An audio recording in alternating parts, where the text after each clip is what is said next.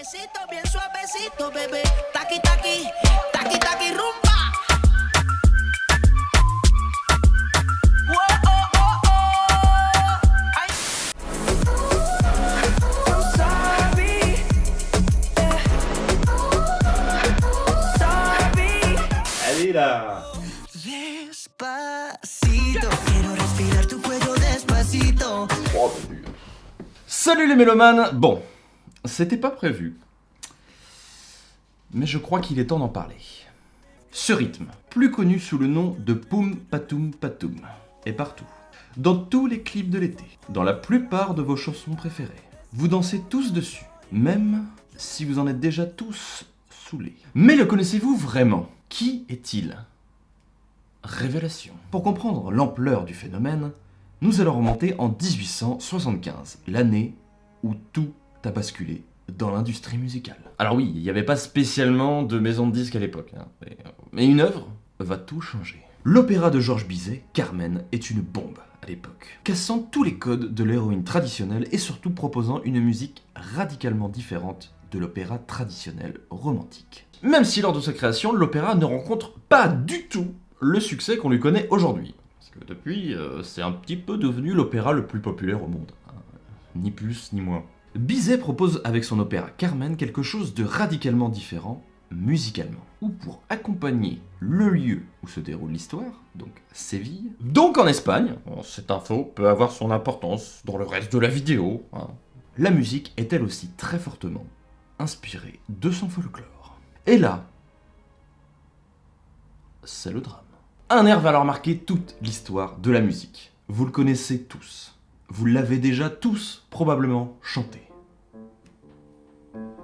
Révélation.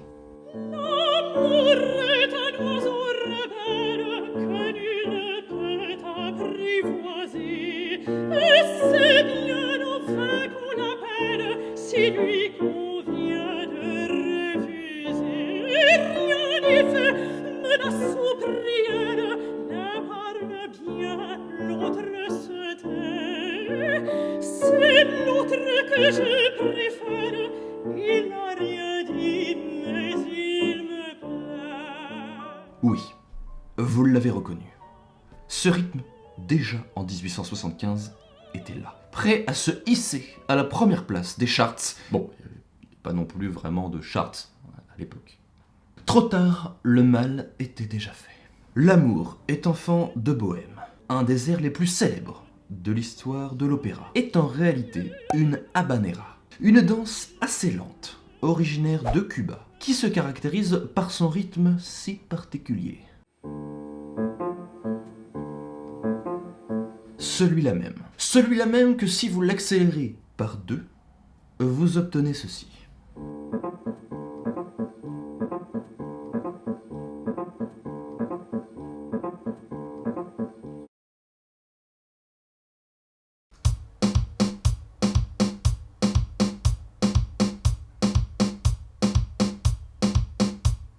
Celui-là même. Le succès qu'a connu l'opéra de Bizet va alors prendre une telle ampleur que la habanera va se propager. Plusieurs compositeurs vont se saisir de ce rythme, comme possédés, hypnotisés. Nous avons donc Ravel, en 1907, avec une pièce en forme d'habanera, justement, en quête.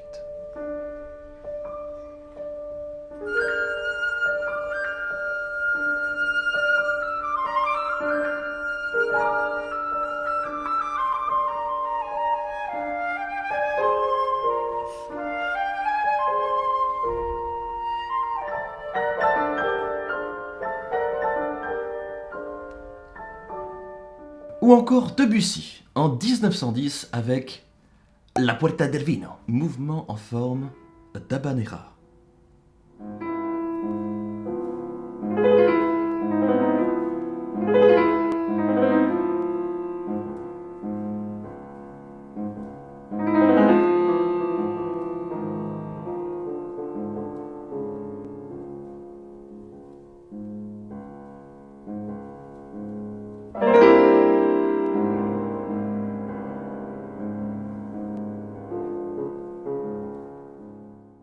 Et ce rythme d'habanera, non content d'avoir conquis l'Europe et sa musique classique, va alors se répandre à un tout autre continent. Son continent d'origine, en réalité, plus connu aujourd'hui sous le nom de tresillo. Ce rythme va alors envahir toute la musique folklorique caribéenne. Passé un petit peu sous les radars pendant une bonne partie du XXe siècle, c'est en 1990 qu'une chanson va alors redonner vie à ce rythme.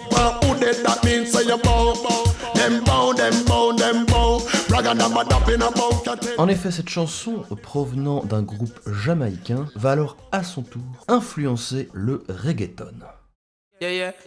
Ce n'est donc pas surprenant qu'un certain Jean-Paul, alias Sean Paul, reprenne ce rythme lors de son second album Duty Rock, qui connaîtra un véritable carton planétaire se vendant à plus de 6 millions d'exemplaires, donnant donc à ce rythme une seconde jeunesse.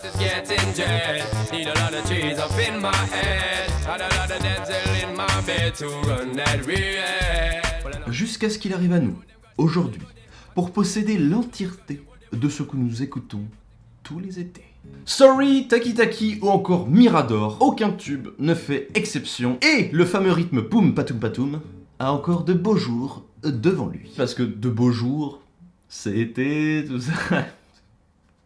Merci à tous d'avoir suivi cette vidéo, n'hésitez pas à vous abonner à la chaîne pour ne rater aucune de mes prochaines vidéos. Quant à moi, je vous souhaite une belle fin d'été, prenez soin de vous, ciao.